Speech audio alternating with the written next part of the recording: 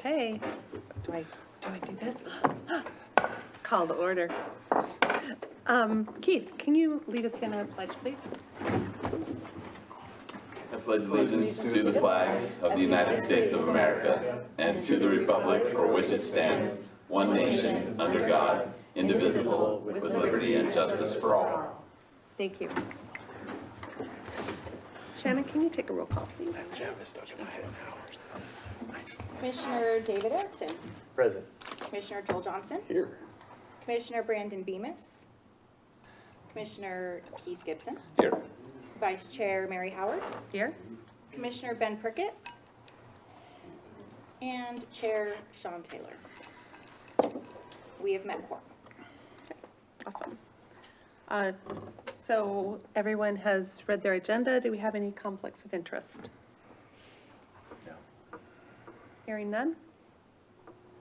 Okay. Can we have a motion or discussion on meeting notes from April 1st? I need one of you guys to do it. I'll make a motion to accept the meeting notes. I'll second. Okay, thank you. In a second, I will take action. Okay. It's all going so fast. You wrote a lot. Oh, sorry, I'm about efficiency. All right, made by Commissioner Erickson, seconded by Commissioner Johnson. Uh-huh. Do we have Commissioner Erickson? Yes or no? Aye or nay for consent calendar? Aye. Okay. And Commissioner Joel Johnson? Aye. Commissioner Keith Gibson? Aye. And Vice Chair Mary Howard? Aye. Okay. Okay. And now we will go into our public hearing. You guys are way too fast tonight. I told you, I'm about I efficiency. only got to sit down for 3 minutes. What the heck? Should have pulled a Keith and got here at 5. Yeah, right. Sorry, to be fair, she's probably already here. Yeah, I was here. And she was here. She just wasn't down here. Eric and I just decided to show up on time. I'm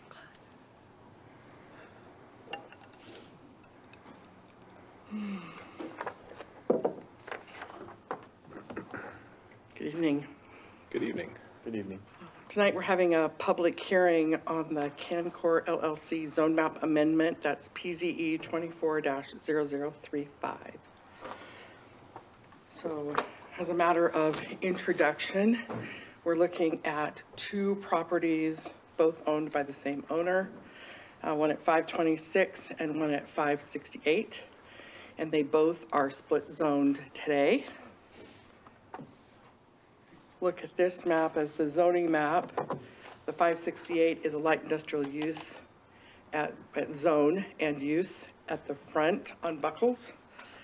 And the rear piece of their property is zoned commercial. And then the flip of the property at 526, the building sits in a commercially zoned at the front end, and the rear half of it is all light industrial. Your land use map shows the whole area to be light industrial, surrounding area. And so the request is to change the 2 areas that were commercial on the zone map to light industrial. The properties are approximately 2.67 acres and 1.31 acres each. And with that, I will hand it over to Rob, who's here to present on behalf of the owner. So which one of these maps would you like me to leave up? The next one, I think, is fine. This one or that one? The one that shows like the, That one? sure, that's good. Okay, Thank you very much. you're welcome. So as Donna mentioned, and thank you, Donna, for the explanation there. We're just looking to switch the zoning to how it's already being used, how the adjacent properties are being used, and what the future of City of Hayden desires for the property. I'm not sure how initially it was split zone, but it was, and so especially the south piece, that's just south of the 568 building. This is for some reason zoned commercial, and so is this. And these two buildings were initially built by and for Flowmaster. So they're both industrial buildings.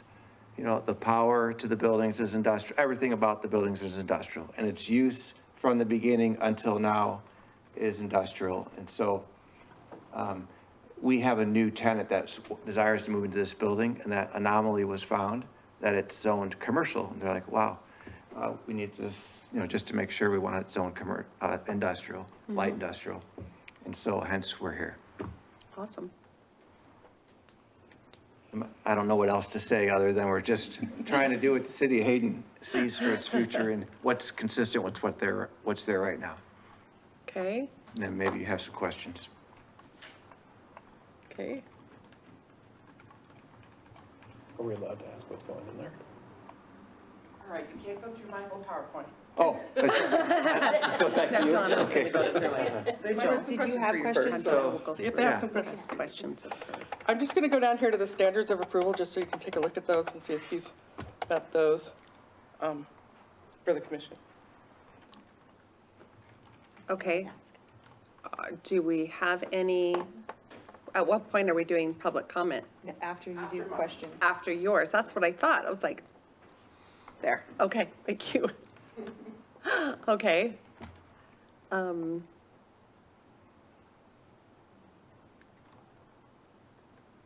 So do you feel that you have met all of the standards of approval? yes.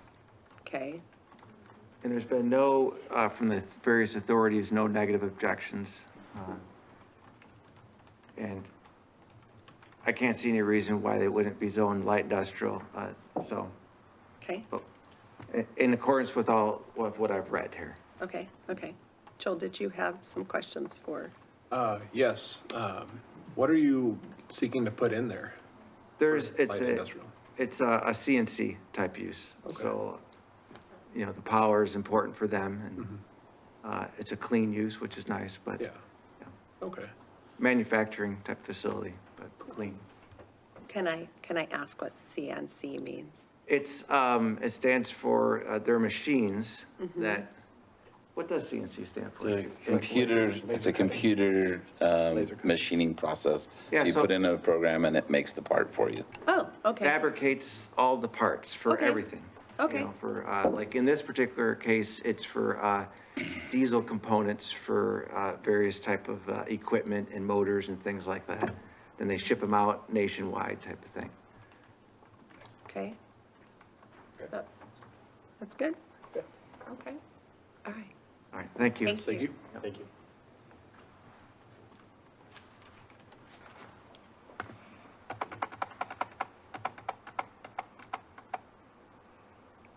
So there are 5 standards of approval that the Planning and Zoning Commission has to weigh to see if the proposed amendment to the zone map amendment makes sense.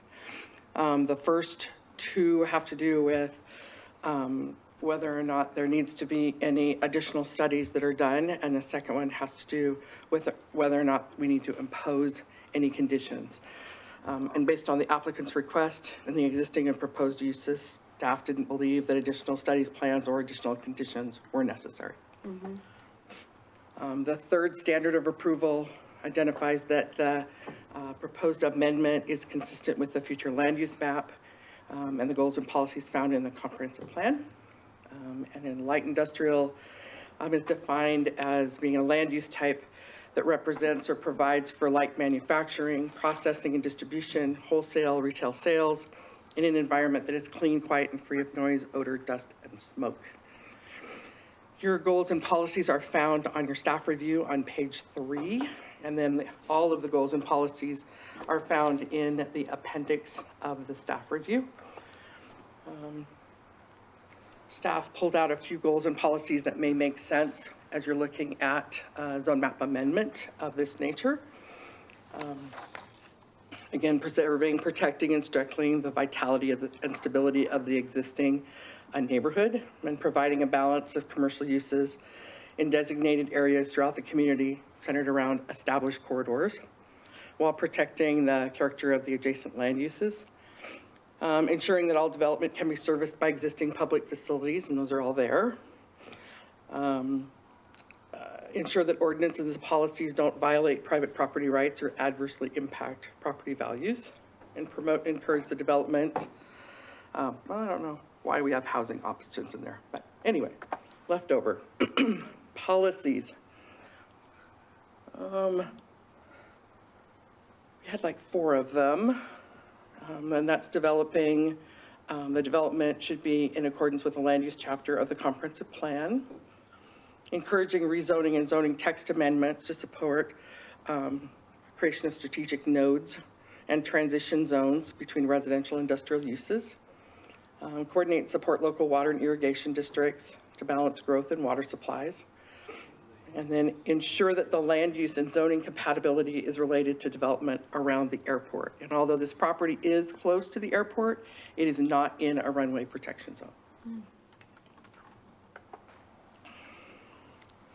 So again, there's the future land use map. It shows where those 2 properties are located and where it's anticipated that the whole area out there would go to light industrial.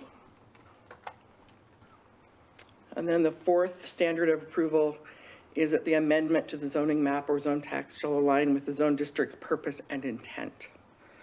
So the commercial designation identifies that it's for most types of business as well as for retail and wholesale sales and service. And light industrial, again, is about that manufacturing, processing, distribution, wholesale, retail sales, but it's an environment that is clean, quiet, and free of noise, odor, dust, and smoke. And so those are the existing, and they're proposing to move that to the strictly light industrial use.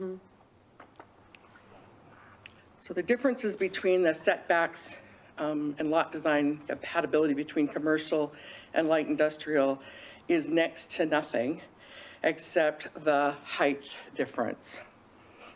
And it can only go that tall, A, if you've got enough property to make that work, and B, if you are not within the airport runway protection zone, which this one is not, but you also have to be located more than 300 feet from a residential zoning district, which in this case, they would be hard pressed to do because of the manufactured home park to the southwest.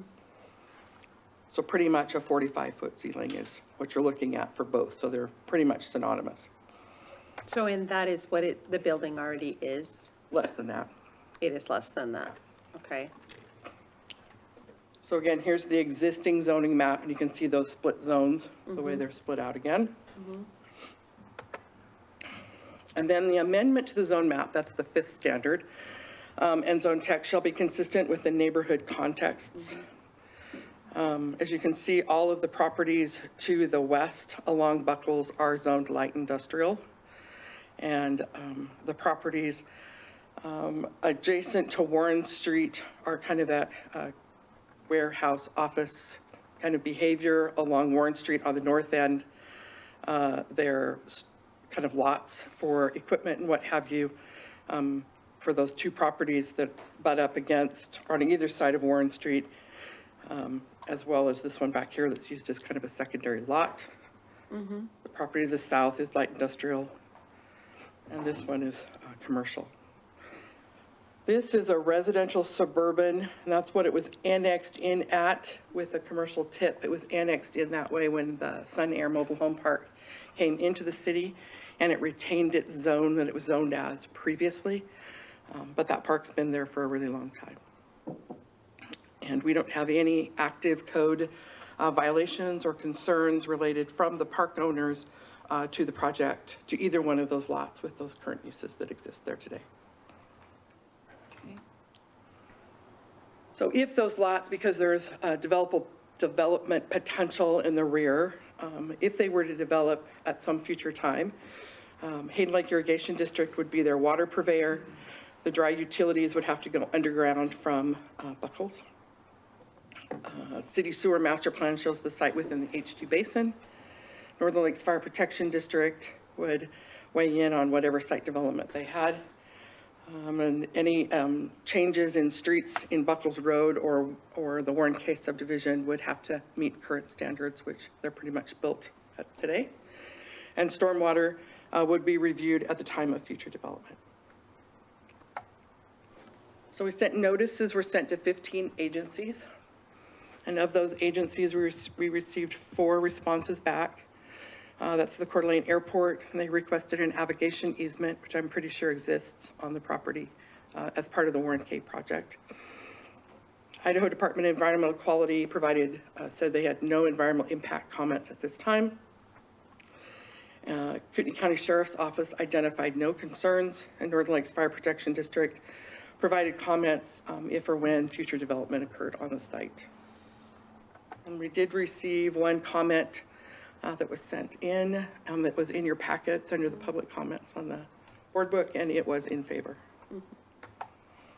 Those are the 5 standards of approval, and then the possible motions for the commission. Okay, Which slide would you like me to leave up for public comment? probably the standards of approval. Okay. Do you have questions for me? I do have a couple questions. What about you guys? Do you have any questions for Donna? With everything that was gathered, putting this together, I guess this might be a question for you all, but I don't see anything that's of concern. I don't know if, We're not deliberating yet, so these are just questions for Got me. yeah. Yeah, just questions. Yeah, I was just seeing if there's even Okay. anything that Okay. would require a question. Do you have any questions for Donna? You have any questions? Good job, Donna. So I had a question. Does the change in tenant, or does the change in zoning allow or encourage or change any of the water usage on those Don't know. lots? Not that I'm aware. It would depend on whatever the use was, but Okay, okay. And what could the future development look like on that property? Is it we're not changing any of the lot lines, right? We're just changing the zoning. Okay. Okay, okay. yep. Okay, so now we're going to open it up to public comments. If anybody has any, anyone who wants to offer comments regarding the subject case, please submit a completed form located on the table at the entrance doors. The forms must have your name, address, date, and whether you want to testify in support of, opposed to, or neutral. Anyone planning to speak must do so at the podium so your remarks can be heard in the recording system. All questions and comments will be directed to the commission, not the applicant. The applicant will have an opportunity to answer questions and offer rebuttal after all public testimony is completed. All speakers will need to state their name and address for the record before they begin speaking. And I will call first those who are supporting the application, then those uncommitted, and finally those opposed to the application. Please note that the commission is not here to answer questions. Did we get any? Unless there's any. Is there anyone in the audience that wanted to offer any comment or concern? Okay, I guess we'll close the public hearing then.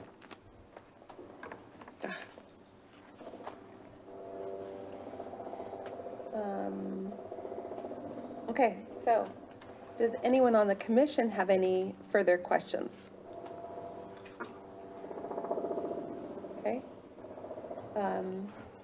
Hearing none, the hearing is now closed. No further questions or comments will be allowed from the public. And do we wish to proceed? Schedule deliberations for another time. Proceed. Proceed. Okay. And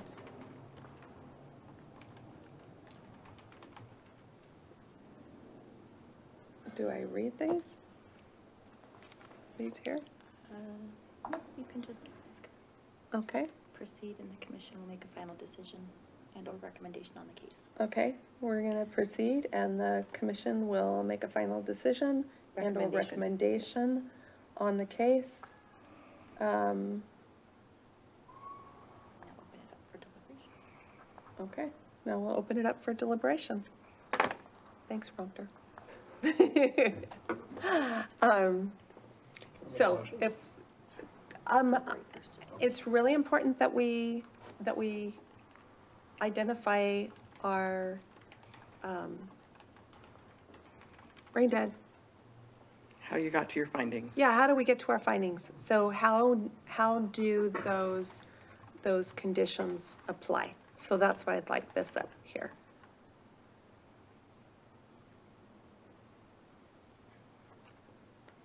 I think that it complies with the FLUM. They're just trying to get on board with the FLUM to me, so. Okay, okay. Keith? The difference between the two is negligible, and it looks to me like, just looking at the map, the way that those zones are done, this is cleanup. This is just tidying things up, so. Okay. Okay, Yeah, everything looks appropriate. My only concern would be if some of the residents in that adjacent area had any issues, but no issues were brought up, and I don't see why, with how it's currently zoned to what it would change to light industrial, there's gonna be no change to noise or the way it has been, so I don't see any concern. okay, okay. It, for me, it continues to fit the neighborhood context, in that most of the property around it is of that use. Safety and services don't appear to be a concern. It fits the intent of and context of the zone map now, as well as in the future. So I would entertain a motion. A motion to approve. Second. I move to recommend approval of the PZE 24-0035 Canker Zone Map Amendment Request, finding that it is in accord with the standards of Hayden City Code based on testimony received from the Planning and Zoning Commission hearing and record of the request. Okay, do I have a second? Okay, Commissioner David Erickson, Aye. Commissioner Joel Johnson, Aye. Commissioner Keith Gibson, Aye. and Vice Chair Mary Howard. yes, Okay. Motion approved. okay. And my screen went dead. Okay, here we go. So then we would move on to unfinished business.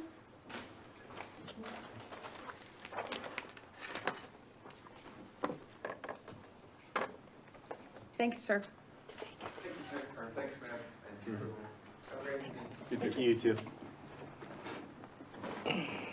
Unfinished business, Donna. Yeah. No, I just didn't know, am I doing it right? That's Yeah, you're doing great job. Okay. So in front of you, you should all have this Yes. kind of piece of paper. I apologize, I was not here 3 days last week, so finally, anyway, apologize, it didn't get in your No packets. apologies So, necessary. we We're went good back with it and being- looked at our minutes, your minutes, and my notes, and kind of created options of what you had looked at as possibilities for possible movements toward more public input on the goals and policies. We did a little bit of footwork to figure out how we could kind of, address things, and those are your public outreach options. We can put notices on the sewer bills in May and July, depending on, when we want to do this. We only get bills every other month, so that's part of that. We're going to have a small little notice in the newsletter that's going out the end of April that says, hey, be watching for more information about this. So we're kind of whetting everybody's appetite a little bit. We can do Super One bag stuffers. Those can go into the Super One bags. We did ask about that. We have an opportunity to do an email blast to addresses on file through either utility billing or the business registry. And we could put flyers in public locations. Those are all things that you had mentioned at the last meeting. On the flyers, we could include a QR code and or a link to the website. And we could have the date, time, and location of the town hall meeting, open house, whatever the heck we're calling this thing, on there as well. Things that we could have on the website could include information both before or after the public event, because remember, we kind of talked about putting stuff out there ahead of time so that people can kind of see what it's about before they came.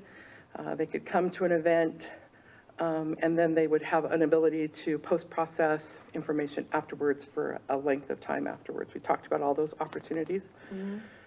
So those could be proposed changes, links to Planning and Zoning Commission and City Council workshop meeting minutes and videos, and then other, I put an other in there so we could kind of brainstorm a bit about that. We talked about 3 kind of formats to occur, 3 kind of ideas that came out of the last meeting, that those could be a town hall discussion, open house format that might be like, I'm only reading these for the benefit of the public that are here. It's important to note that. So a town hall format could be like an opening and an overview with the proposed changes. We could have 3 or more stations throughout the room, and then staff would be taking notes. So the Planning and Zoning Commissioners that would be manning each one of those stations would be focused totally on the conversation at hand and not busy trying to take notes. We would have public comment sheets available at tables.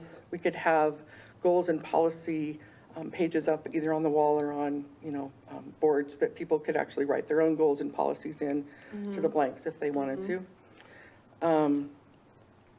We're thinking about a Wednesday, Thursday, one of those 2 days, late afternoon or evening, so like a 4 p.m. to 7, trying to get those folks that, Sure. both ends of the dinner hour kind of conversation. And then other on here.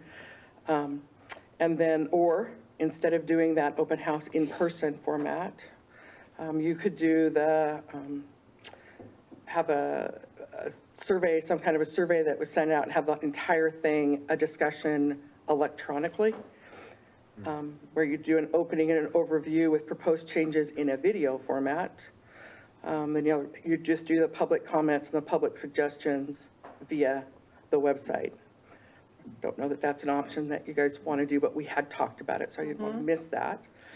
And then the third option that was brought up and was presented to you by Mr. Collins, and he gave you information at the last meeting, was to create a subcommittee of the commission in accordance to Hayden City Code 213, which allows for the Planning and Zoning Commission to establish subcommittees, advisory committees, or neighborhood groups to advise and assist the commission in carrying out its responsibilities. Any such committee shall comply in all respects with the open meeting law of the state. That's directly out of code. Sure. So you can do any of those, all of those, some portion of those. But what we would suggest is that kind of deliberate it, figure out what you kind of want to do for a path, and then we would have the commission provide recommendation of how you want this to go forward. We would take that back to City Council and have them say yay or nay, or they want you to do something else too. Okay. Basically, so that both bodies are having input on what the public outreach is going to be. Right. I wonder if in our discussion, if we could discuss the pros and cons to each one of these options, in order to make sure that we look at each option in a thorough way. So, do you want to start? Yeah. Okay. So my initial thoughts would be looking at option A and option B. I think it would be best to not do one or the other, but to do a combination of both. You mentioned a QR code. So for instance, if they're Super One bag stuffers and people pull it out and they see, oh, there's a hearing on, or an open house on Thursday from 4 to 7. Oh, I can't make it. But there's also a QR code where I can give my feedback through a survey that I can fill out. I think that would be helpful, and I think we would get a larger response, hopefully, from residents So what I think would, instead of a pro and con, Okay. I think it would be a pro to approach both and encourage the residents to attend in person if they can, because obviously I think that would be the best feedback, hearing from people directly. But the majority of people can't show up in person for all the obligations we have. So providing that ability for them to respond would be good.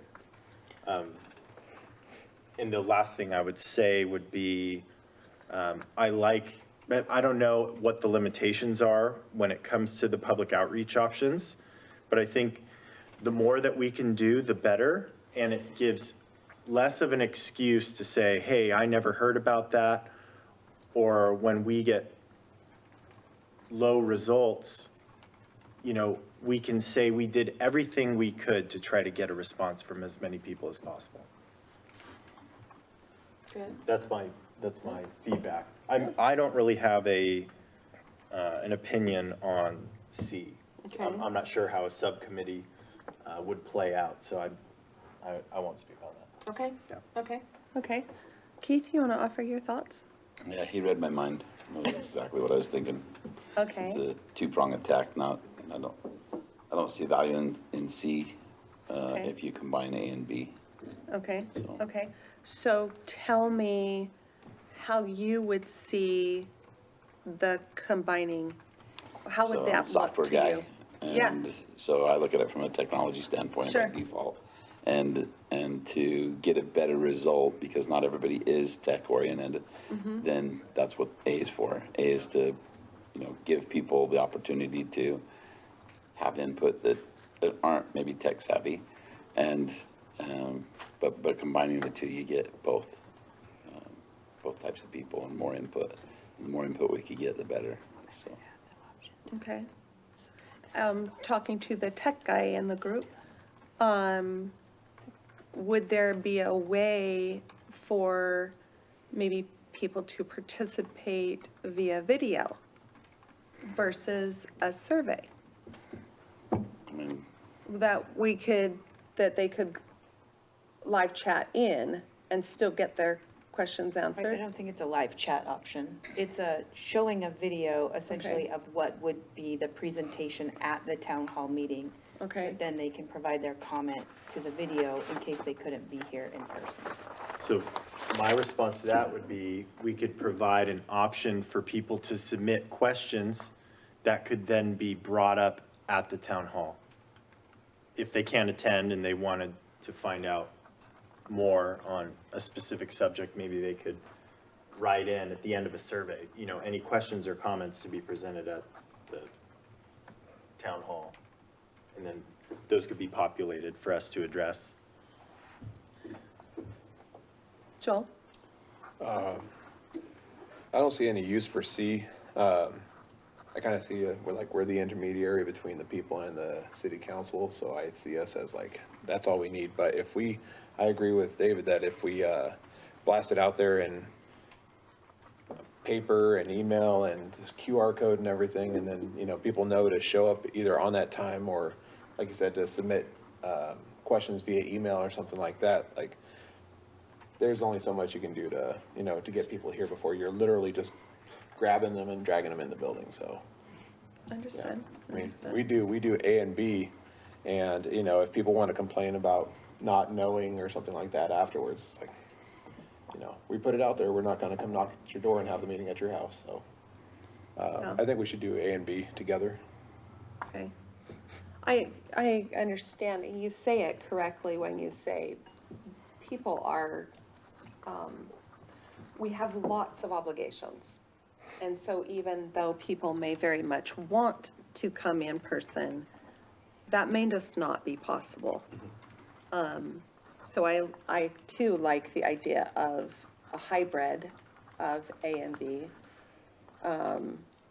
My concern about C is the open meeting laws and whatnot, and just people not understanding how important that is to abide by. And we are the citizen committee. We are. the citizen committee, specific to this area of our community service. And so, what other input from us would you like about how we would like to see this outreach happen? Kind of think I need a motion and a recommendation. So you need a motion for what specifically? A motion to recommend the action plan you just talked about to Okay. city council. Okay. Can we?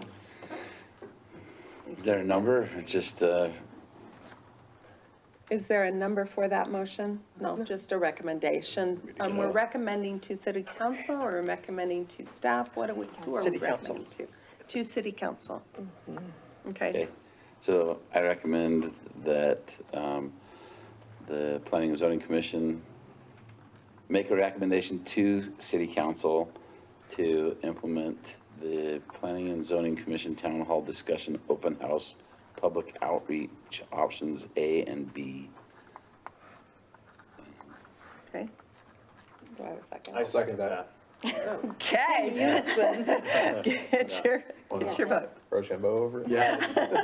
No, your Just turn. choose one. You got it. Yeah. Okay. Commissioner David Erickson, Aye. Commissioner Joel Johnson, Aye. Commissioner Keith Gibson, Aye. Vice Chair Mary Howard. Yes, Okay. okay. And do you have any further reports?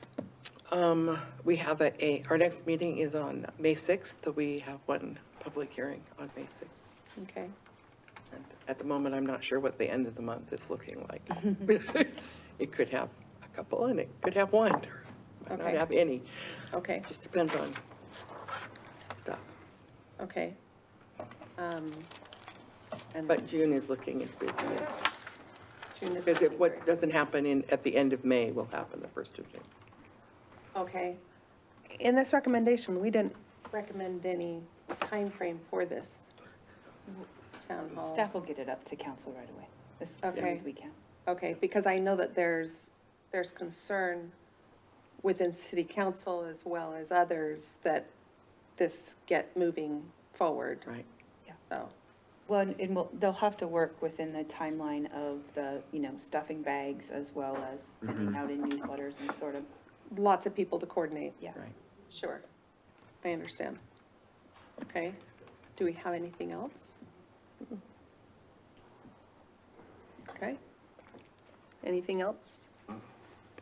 No. Art, it's not a public meeting. It's a public meeting, there's no public comment. No public comment, sorry. Yeah, pardon my terminology with this. Recognize me if you can. You Okay. can do that. Okay. Yes, no? It's your decision, you can adjourn? Okay, we can adjourn and we can visit with them afterwards, okay? All right, okay.